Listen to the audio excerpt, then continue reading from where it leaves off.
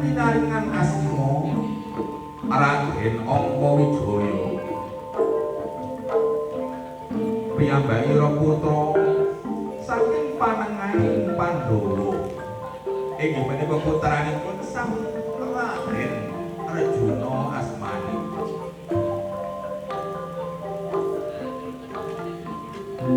Raden Angkawijaya menika sawijining satriya ingkang demen teteki tapa brata mitekur sejati muja suwantah marang Gusti Kang Maha Kawasa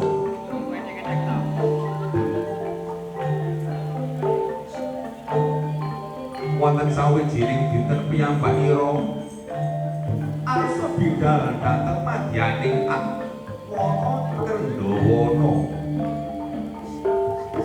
sumedya teteki tapa brata gayuh sawijining wahyu ladene wahyu ingkang ginayuh dening Sang Angkawijaya menika Wahyu Saptaraja menapa ingkang dipun arani Wahyu Saptaraja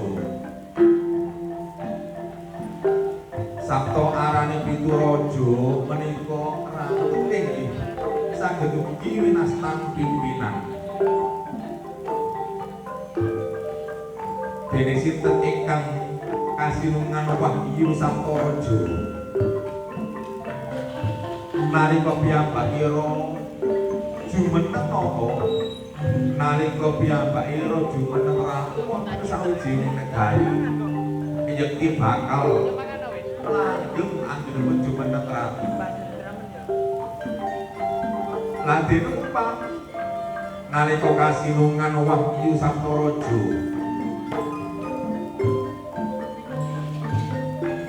taksih armi satriya yekti bakal nuwuhaken sawijining ratu pituturan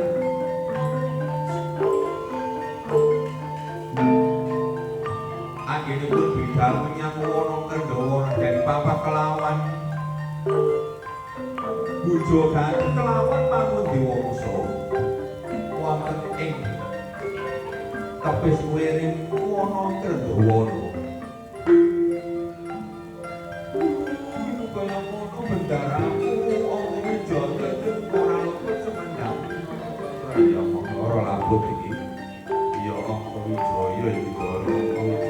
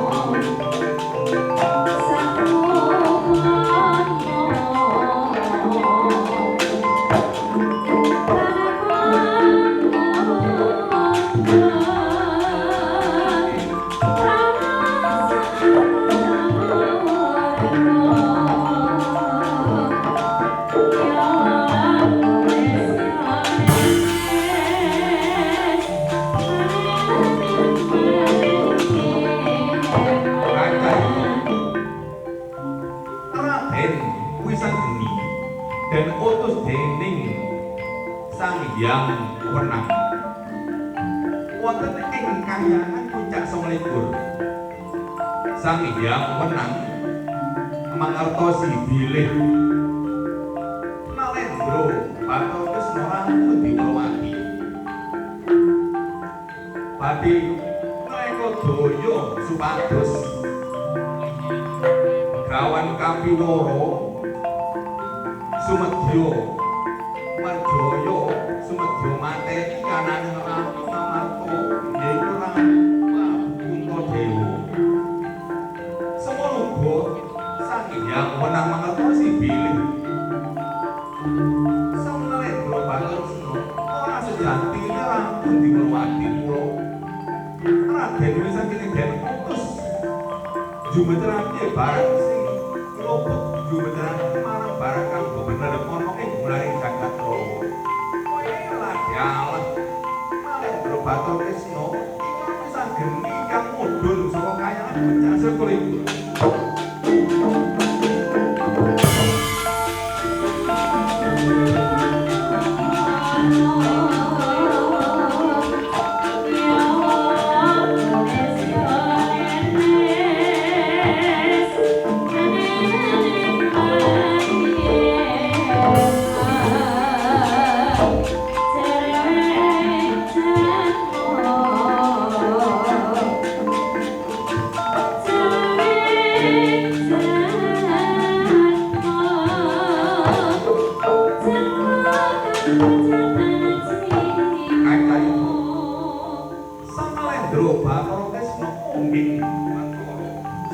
Padikananing Anoman bakal dendam lawan aji lan dendam jiwa supados arsa upadi marjaya kananing Prabu Kuntadewa kinayo getih putih saking Prabu Kuntadewa kangge sasrahan kangge pitukon Prabu Bomonarpa Sura anggere ngadhang owah Saparaja dilalah pinanggih kelawan Raden Wisageni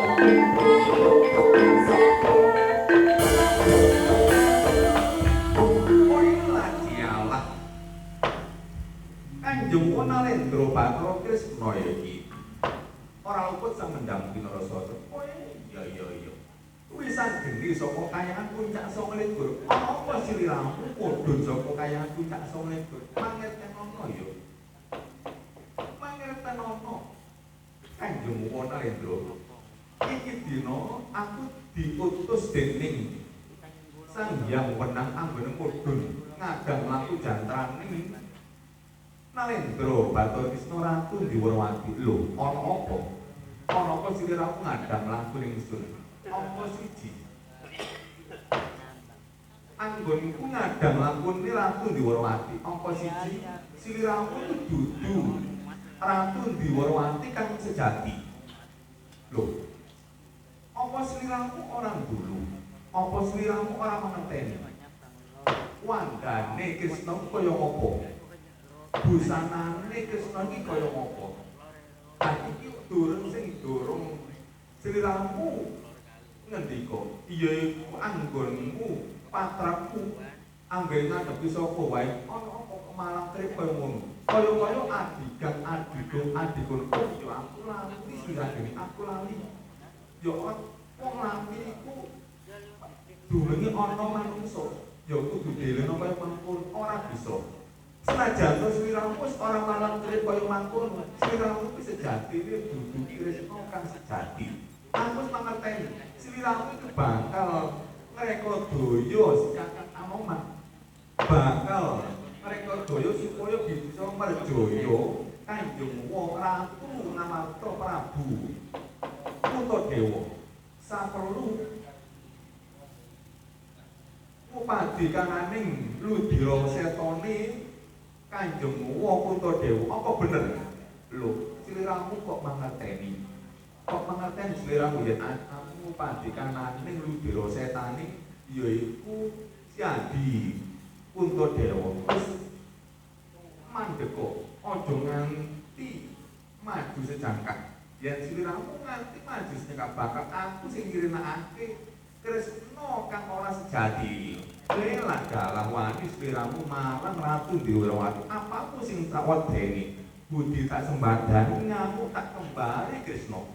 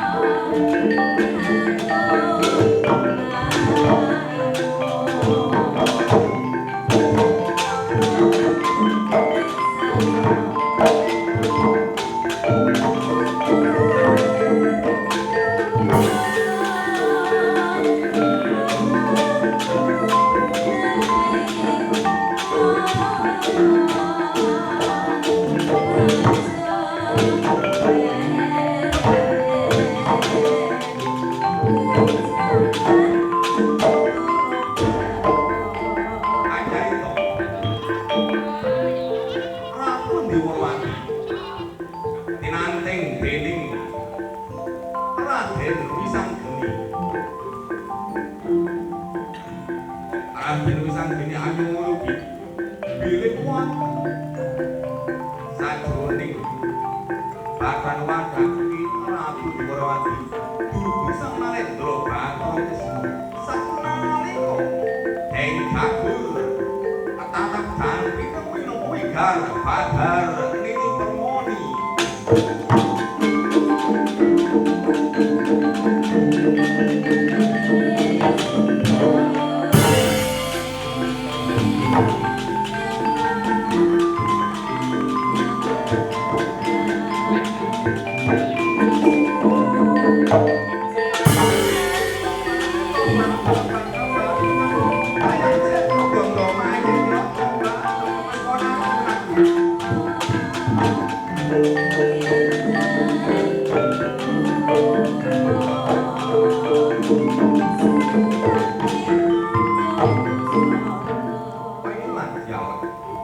Bener. Apa aturé Sang Hyang Wenang? sejatine dudu Kanjeng Narendra Bathara Kresna. Yaiku sejatine Nini Permoni. Lah iki dina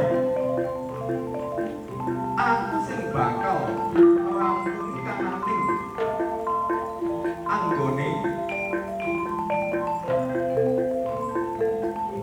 Bunga Narapasura mertapa ana ing rono Kendawana.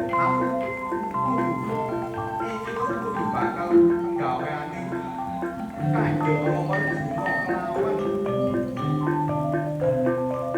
Kanjeng Werkudara. Aku bakal bali menyang negara Ngamarta.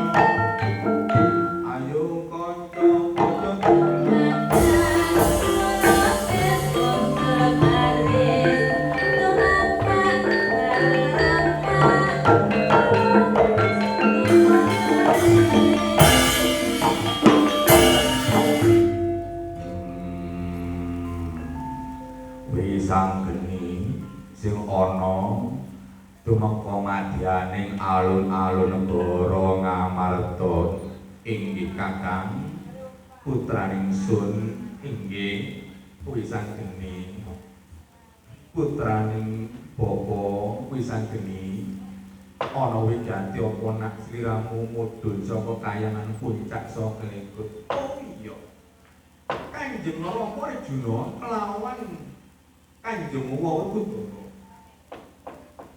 mangertemono iki sadurunge aku ngaturno wigatiku, aku ngaturno sembah sungkem pangabektiku marang Kanjeng Rama Arjuna kelawan Kanjeng Werkudara. Iya tak tampa nak ora liwat puja pangestawaning suku tampan ana. Iya tak tampa tak pangestoni Wisanggeni. Oh iya tak tampa mugi andadekno jejimat ana gumlaring jagat raya Kanjeng Rama uga Kanjeng Jawa. Lah iki aku bakal ngaturno Sang Hyang Wenang ana kayangan puncak 29 utus marang jeneng ingsun yaiku ngadang laku jantraning Ratu Ndiwarawati. Nah Ratu Ndiwarawati iku mau arep ngrekedaya Kakang Anoman supaya gelem mateni gelem merjaya kananing Kanjeng Ratu Ngamarta ya Prabu Kuntadewa. Sapa wani gawe padini barep Kunta kakangku ngomong Wisanggeni sapa bakal tak pateni iki dina mangke Kakang Werkudara menapa ingkang dipun cariosaken dening Wisanggeni inggih dereng jangkep bajut nona anggonmu crita bab tata jangkaning Kakang Narendra Bathara Kresna. Oh iya Ratu Ndiwarawati ku sejatine dudu Kanjeng Narendra Bathara Kresna, ya iku Nini Permoni. Wis tak rampung iki mau Sejatine arep mateni yaiku Kanjeng Mawa Kunta. Mengko getih putih ana saranduning badaning Kanjeng Mawa Kunta digawe pitukon digawe sasrahan anggone gayuh Wati Saptaraja. Lah iki Raja Bima yaiku njaluk sengkuyung kananing Prabu Kresna Nalendra Bathara Kresna supaya bisa ngupadi kananing sasrahan iku mau. Lah aku sing wis ngrampungi miturut dawuhe Kanjeng Sang Hyang wenang ana kayangan puncak 29. Oh mangkono critane ya wisan geni. Lah iki aku njaluk pitulungane Kanjeng Rama Arjuna kelawan Kanjeng Werkudara. Mengko yen wis rampung anggone tumindake Kanjeng Rama Arjuna kelawan Kanjeng Arjuna, aku bakal bali menyang kayangan puncak 29. Mesthi ramu njaluk tur ngopo marang aku wisang geni. Mung kari mungkasi badarna anggone Raja Bima mertapa gayuh Wahyu Saptaraja. Kaya ngapa carane badarna? Ya kaya ngapa? Wisang geni. Manungsa yen lanang yen wis darbeni donya brana ora bisa kagugah kanggo donya brana. Banjur den gugah kanggo apa? Ya den gugah nganggo wanudya. Nganggo wanudya sing kasuwistianing warni sing bagus ing rupa tur kanggo ing busana. Lah sapa iku? Ya Kanjeng Rama Arjuna. Kanjeng Rama Arjuna gantenge iku ya persansat kaya wanudya. Lah iki dina Kanjeng Rama kudu moles wandane Kanjeng Rama supaya dadi wanudya.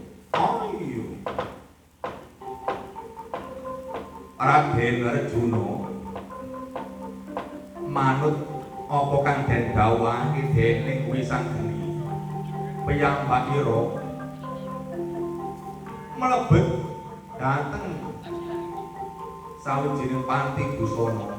Gantos busana ugi wandhanipun dipun paesi prasasat kadya wanudya kang sulistiane warni tur kanggo ing busana. Piye?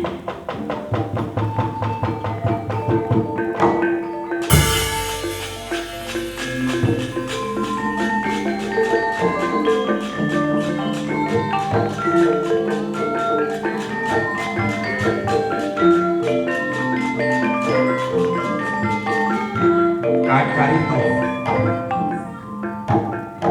Lho. Itu wis dadi wanudya kang sulistya ing warni tur kanggo ing busana. Kanjeng Rama Arjuna dina budhal menyang madyane alas wana Krendhawana. Gugan nganggo mandane Kanjeng Rama sing ayu kaya mangkono. Ya aku sing nampingi saka kadon yen mangkono aku bakal bali menyang puncak 29 ya Kanjeng Rama Arjuna. Kanjeng Mawa pertutur aku kok pamit ya tak hati-hati yo. Iya nak sing hati-hati.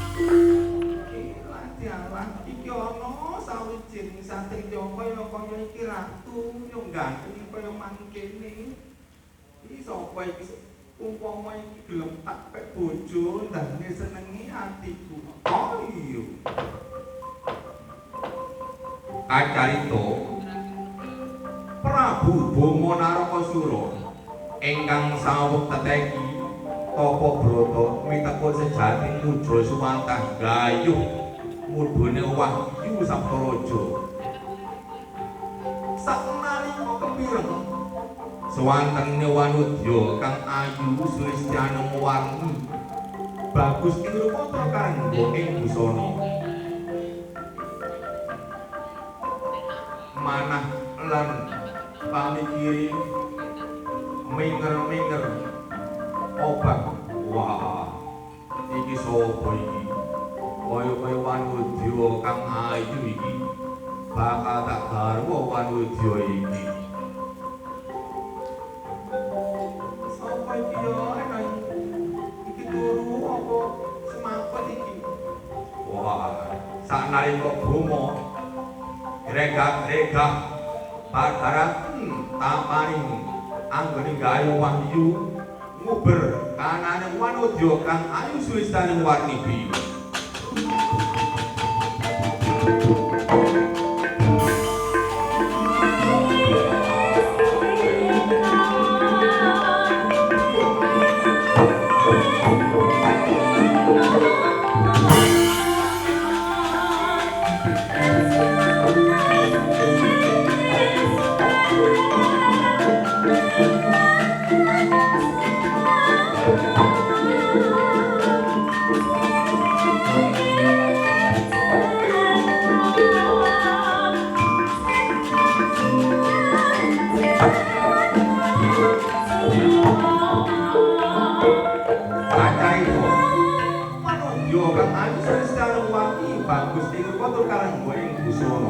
Sareng den bledhig dening Prabu Boma Narakasura wigar Raden Arjuna paning Pandhawa.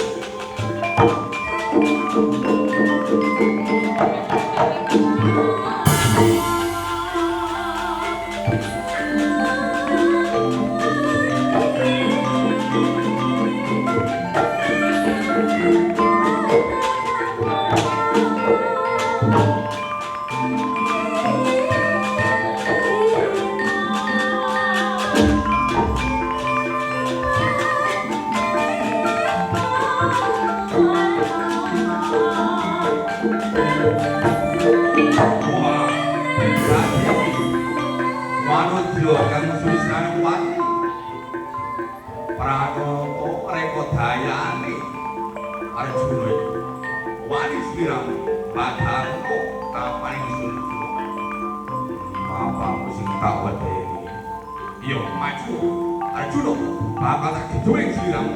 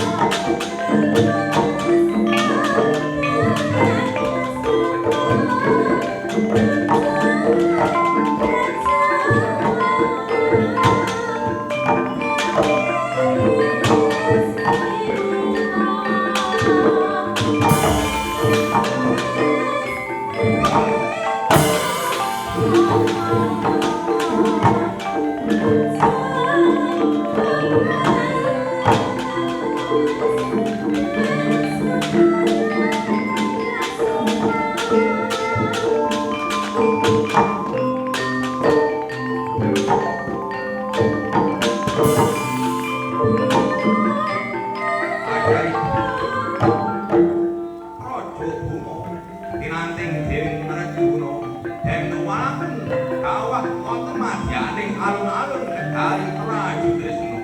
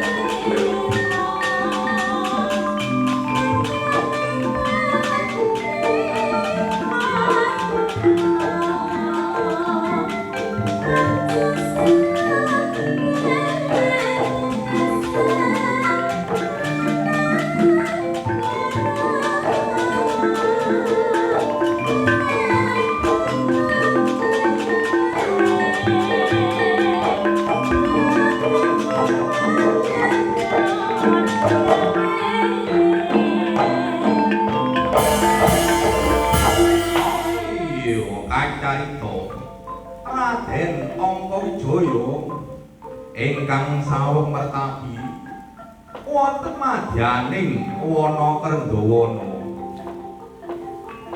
Wonten antawis dangu Raden Angkawijaya kasinungan kanugrahan tegese wonten mandhaping Wahyu Saptaraja wonten angganing Raden Angkawijaya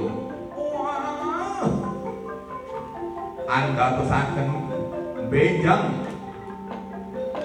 wonten ing sawijining dinten Raden Angkawijaya sarampunge kasilungan Wahyu Saptaraja nuwuhaken wiji ratu ingkang cacahe 7 turunan biyu.